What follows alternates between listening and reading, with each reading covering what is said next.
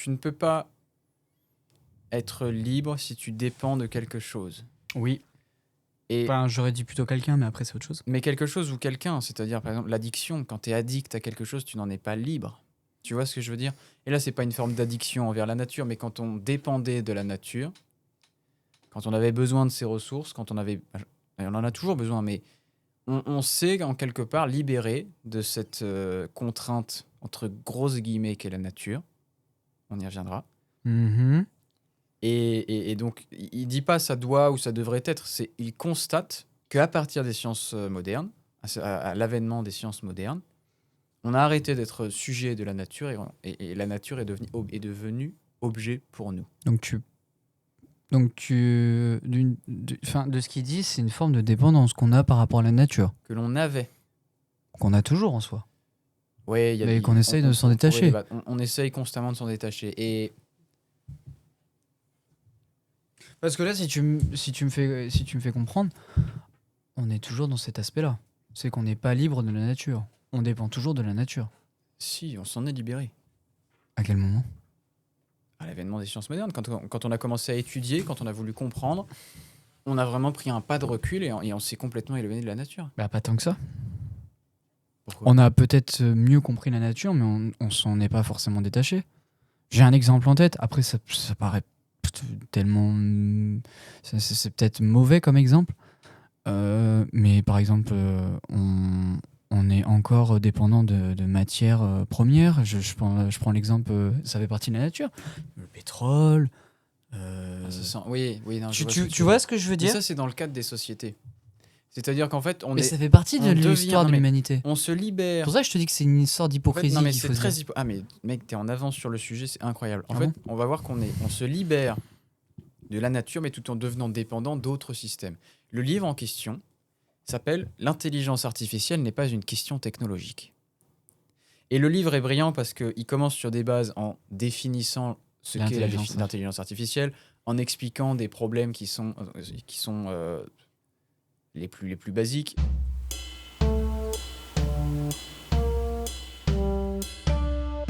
Le livre a été écrit par deux personnes, Laurent Bibard et Nicolas Sabouret. Ah, c'est des Français. Je salue. Ah oui, c'est français.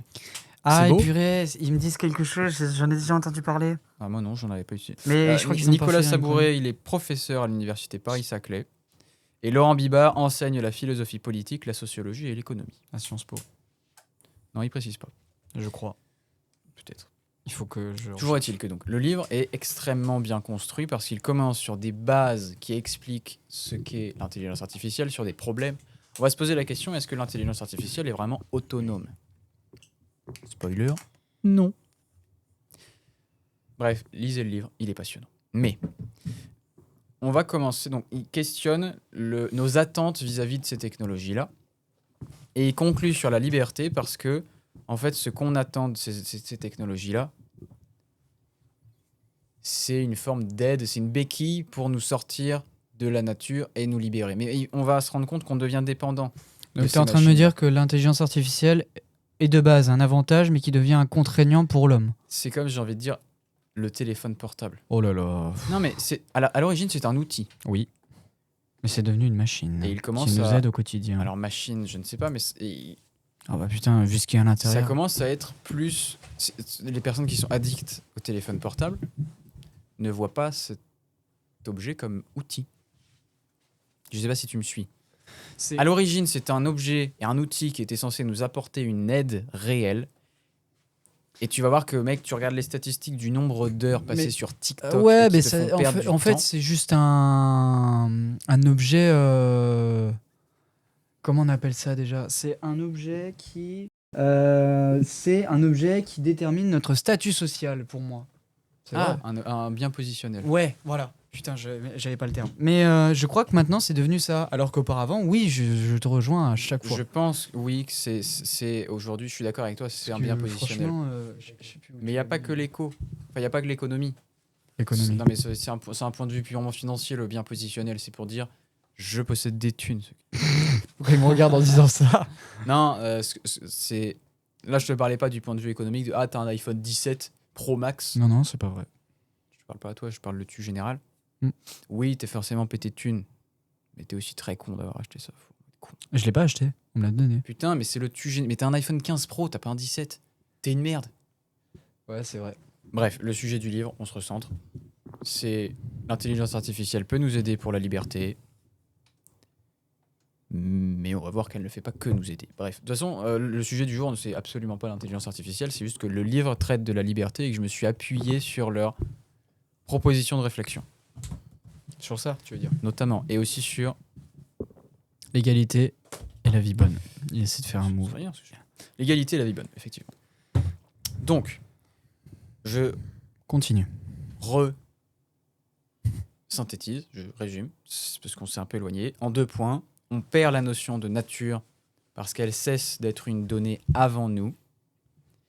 Et deuxième point, on inverse notre rapport à la nature puisque nous ne sommes plus sujets de la nature, mais elle est un ensemble de phénomènes, elle est une quantité de données, objets. Au lieu que nous soyons sujets de la nature est un objet pour nous. D'où maître et possesseur de la nature. Voilà.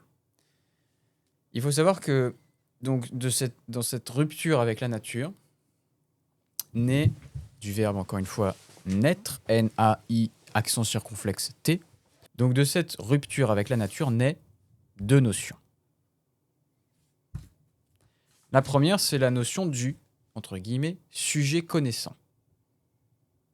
C'est-à-dire que c'est nous, les humains, qui sommes les connaisseurs de la nature, et nous nous donnons des objets pour connaître, pour calculer, pour transformer et satisfaire nos objectifs, pour les réaliser. Donc c'est, encore une fois, avec l'avènement des sciences modernes, mais donc il y a un rapport, les mathématiques, qui sont un peu l'antithèse de la nature, puisqu'on a une démarche qui est vraiment scientifique. On devient sujet connaissant au moment où on s'interroge de manière donc scientifique. Quand tu as cette démarche envers la nature, c'est un ensemble de données, on teste, on propose une hypothèse, on la réfute. Toute cette démarche-là, c'est quelque chose qui n'est absolument pas naturel. On va y revenir. On revient sur beaucoup de choses. C'est une mise en forme. Mais donc, première notion, c'est celle du sujet connaissant. La deuxième notion qui en découle, c'est la notion de sujet libre. L'homme qui se comprend comme sujet libre prend conscience de lui-même comme ayant été soumis à la nature d'un côté et soumis à des dominations, à des régimes politiques dictatoriaux, tyranniques, oppressifs de l'autre. En fait, on a le point de vue des sciences modernes, donc les mathématiques, où on a cette démarche scientifique, on est sujet connaissant. Et on a le point de vue, et je vais continuer, l'histoire devient alors l'histoire de la libération du sujet humain, du détachement de toute suggestion. Nous sommes dans ce courant où le rêve est de se débarrasser à juste titre de toute hiérarchie verticale vécue comme une domination oppressive.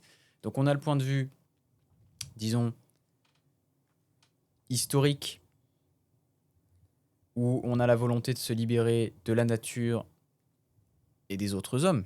Ces institutions oppressives, les différentes formes de dictature, ça vient de l'homme. Ouais. Et en même temps, donc on a le sujet libre avec cette volonté de se libérer, de s'émanciper, et le sujet connaissant qui utilise la démarche scientifique pour s'éloigner, se détacher et in fine se libérer de la nature. Sujet libre soumis à la nature, sujet connaissant qui connaît la nature grâce aux objets. Voilà. Et là, je vais lire une phrase du livre. Cette compréhension des humains comme sujets qui vivent une histoire et dont l'histoire est celle de leur libération par rapport à la nature et par rapport à toute domination politique, s'amorce depuis toujours, mais elle prend un caractère décisif lorsque Descartes écrit que nous allons devenir comme maîtres et possesseurs de la nature. Il y a beaucoup de choses à dire chez Descartes. Je vais faire une digression après avoir synthétisé ce qui vient d'être dit. Grand 1, rupture avec la notion de nature. On inverse les rôles. Elle cesse d'être une donnée avant nous. Je vais le répéter souvent pour vraiment bien le comprendre. Ça n'est plus une donnée avant nous et nous ne sommes plus sujets de la nature. Elle est un objet. Cette pensée-là permet la naissance de la notion de sujet connaissant. Question. Oui. Est-ce que Étant donné que c'est un sujet connaissant et que tu dis que c'est un objet maintenant par rapport à l'humain, est-ce que cet objet est toujours utile pour l'humain? La Est-ce que, nature? oui, est-ce que ça nous apporte toujours un bienfait de le considérer comme un objet? Étant donné que Ah, tout est maintenant objet. La preuve, tu as parlé par exemple de l'IA, qui est en soi une forme d'objet au service de l'homme, mais qui peut avoir des inconvénients par rapport à son utilisation. oui. Je te prends donc l'exemple de ce que tu as dit en disant que la nature est un objet. Est-ce que, en déterminant la nature comme un objet, ça devient plus qu'un inconvénient que un avantage pour l'homme? Plus un inconvénient qu'un avantage de considérer la nature comme objet. Oui.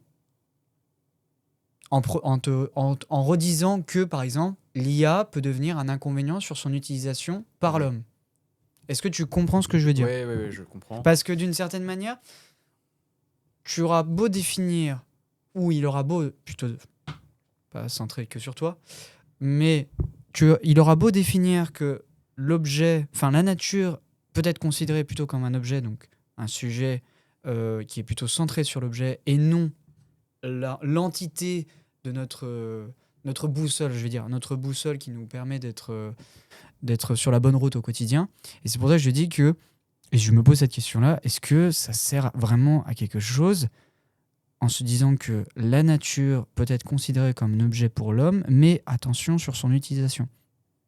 C'est pour ça que je te dis ça. C'est où est-ce qu'on va en se disant que la nature est objet.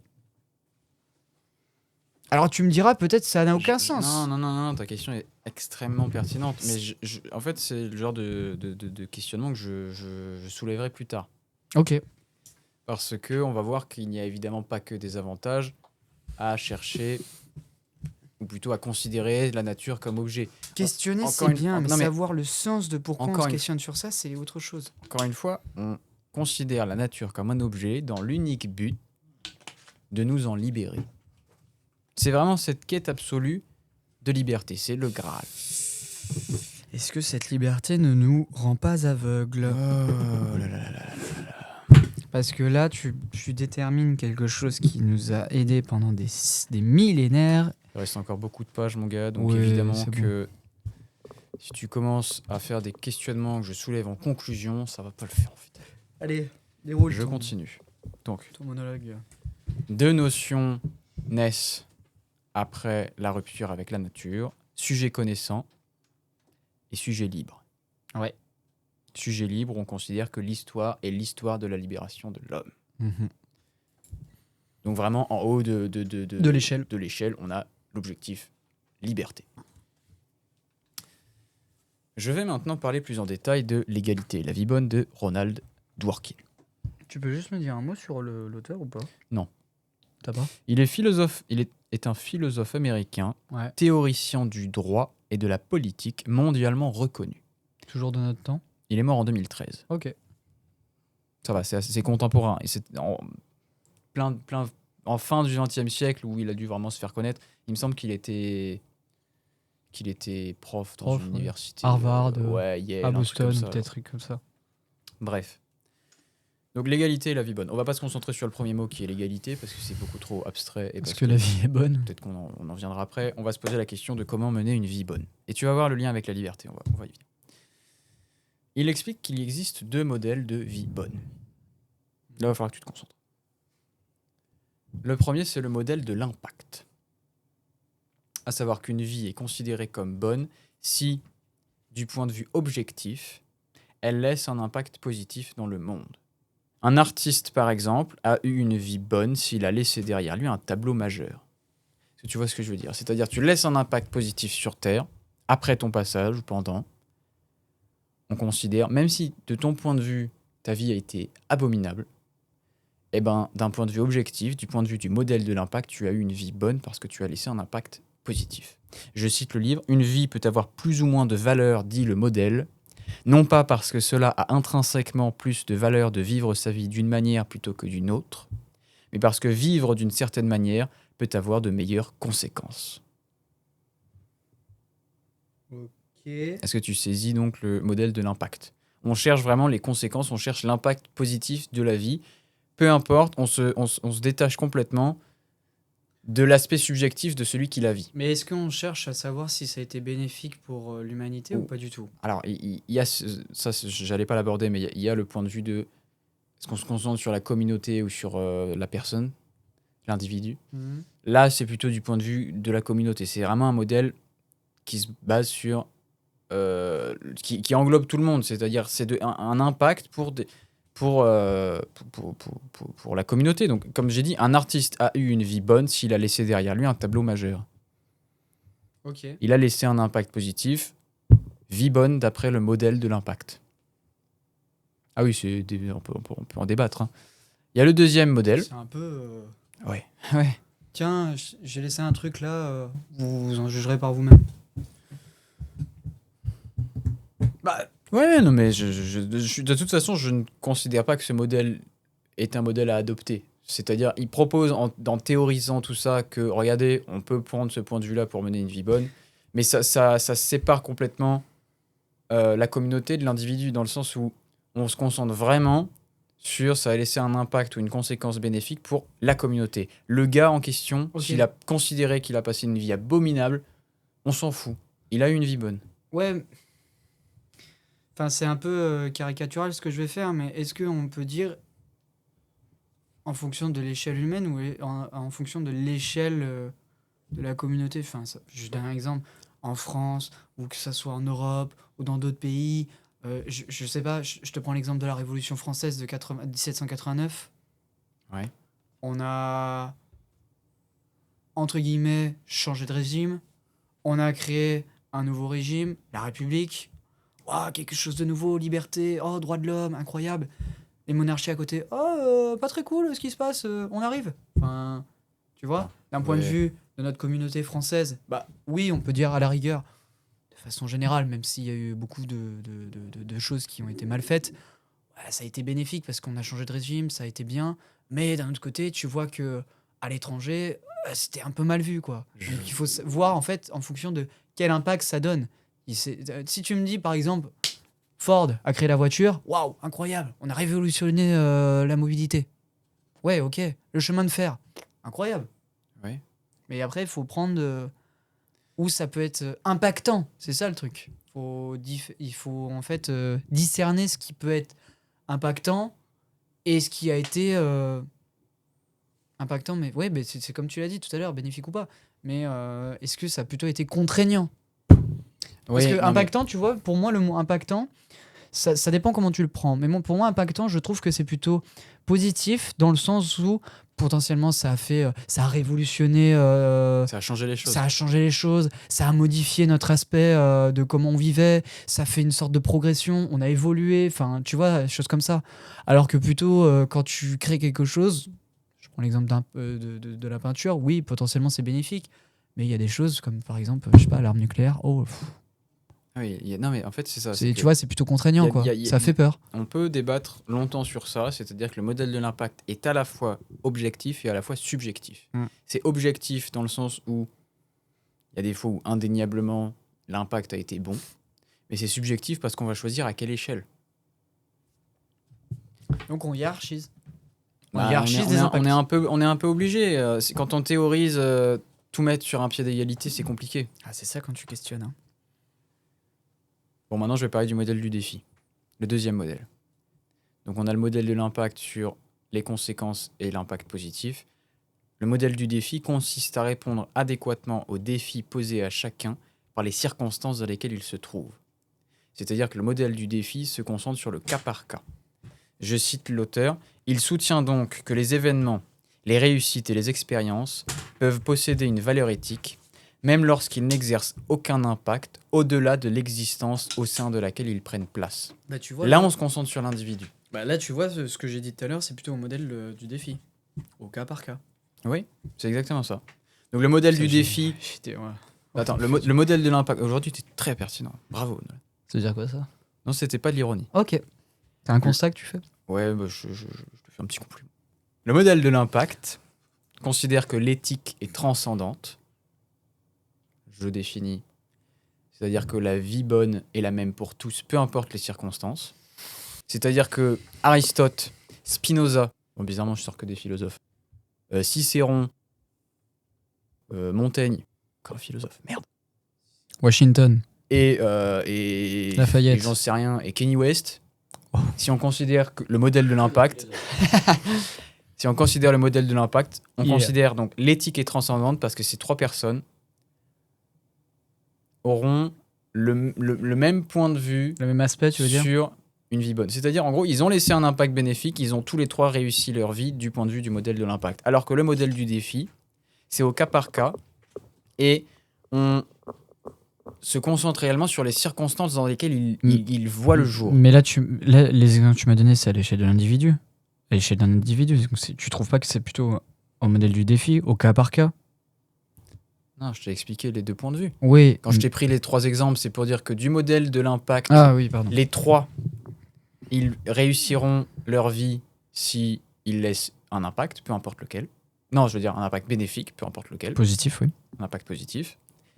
Alors que du modèle du défi, réussir leur vie à chacun des 3 requiert des choses extrêmement différentes, spécifiques à leur situation.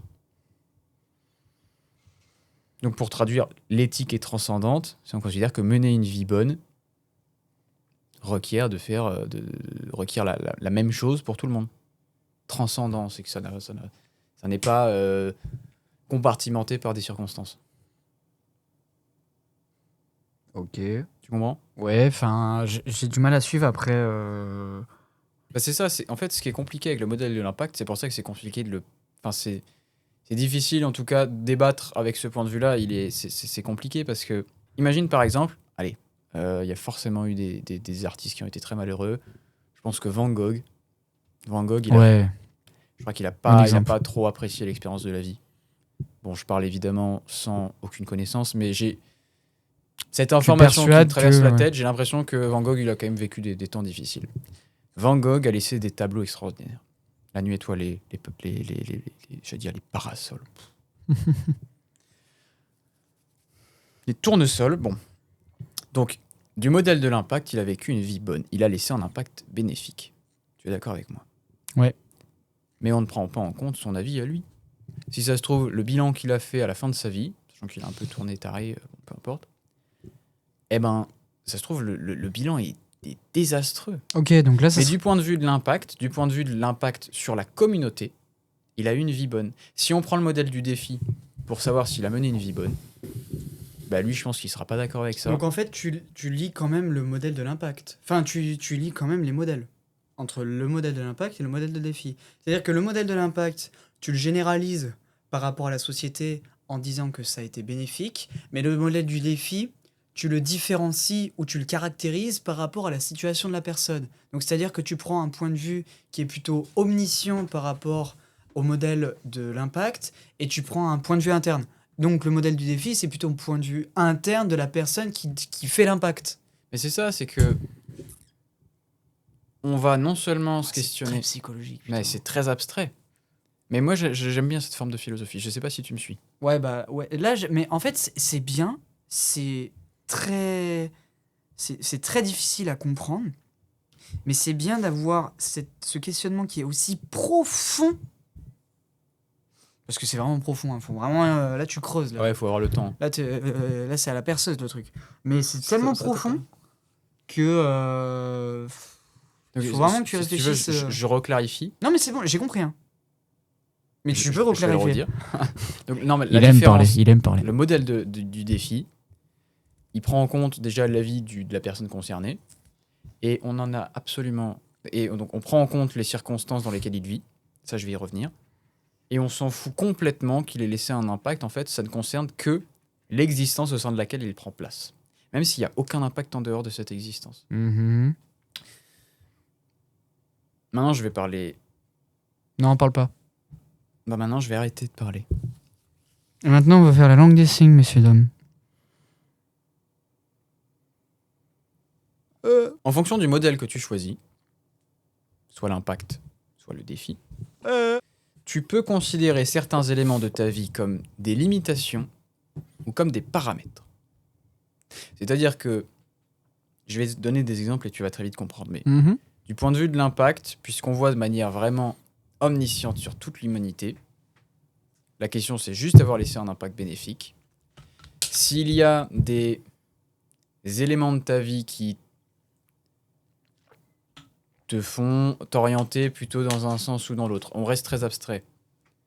On peut voir ça comme une limitation. Alors que du modèle du défi, puisqu'on se concentre sur les circonstances, c'est un paramètre à prendre en compte pour mener une vie bonne. Je vais citer.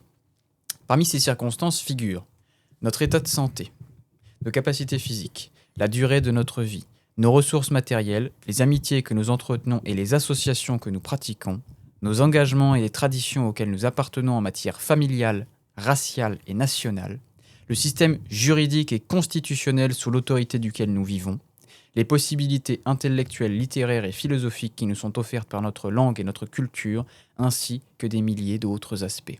Il prend l'exemple, par exemple, extraordinaire cette phrase. Il dit, je peux choisir de prendre en compte le fait que je sois américain comme une limite. Si de mon point de vue, la vie réussie, c'est de vivre comme les Maasai au Kenya, ou je peux me dire que c'est un paramètre à prendre en compte dans le modèle du défi. Il faut que je sache que je suis américain pour, du modèle du défi, réussir ma vie.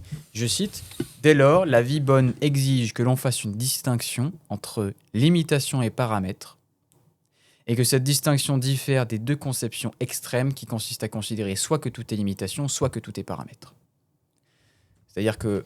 On a besoin de prouver sur ce qu'on a fait. Pas du tout. Non. Bah, si je reprends Prouver. Pourquoi prouver? Bah, si je reprends le modèle de l'impact, d'une certaine manière, une personne a fait quelque chose, on essaye de le mettre en avant, on prouve que ce qu'il a fait, c'est bien. Oui. Là, de ce que tu essayes de me dire, c'est pour moi une forme de... Je sais pas si c'est le bon terme, mais de naïveté. C'est-à-dire que, en fait, on va dire que cette personne a bien fait la chose, mais on sait pas comment elle a pu faire ça. Bah si, on prend en compte les circonstances de sa vie. Mais non, parce que tu différencies ça avec le modèle du défi, donc sur sa situation. Ah oui, non, tu me parlais du modèle de l'impact. Oui. Ok, alors je dis que de la merde. Non, le principe, c'est que tu as donc modèle de l'impact, modèle du défi. Ouais. Dans ces deux modèles, tu peux choisir de prendre certains éléments de ta vie comme ta langue, Oui. le système juridique sous lequel tu vis, Mhm. ou tous les autres exemples que j'ai cités et plein d'autres, comme une limitation, en te disant, si je suis américain, donc je parle anglais, Mhm. cette langue, la langue anglaise, m'empêche d'aborder certains problèmes sous le point de vue qu'un Français aurait choisi. Est-ce que tu comprends ce que je dis? Alors que dans l'autre sens, tu peux te dire, en fait, ma langue, la langue que je parle, c'est pas une limitation, c'est un paramètre. Il faut que je le prenne en compte dans la réussite de ma vie. Mais évidemment, c'est plus facile de le prendre comme paramètre du point de vue du défi qui se concentre et qui prend en compte ces circonstances que comme le modèle du défi, que comme le modèle de l'impact. Parce que le modèle de l'impact, il en a rien à foutre des circonstances. C'est vraiment Spécifique à ce qu'il a fait. on ne prend rien en compte si ce n'est l'impact positif qu'il peut avoir.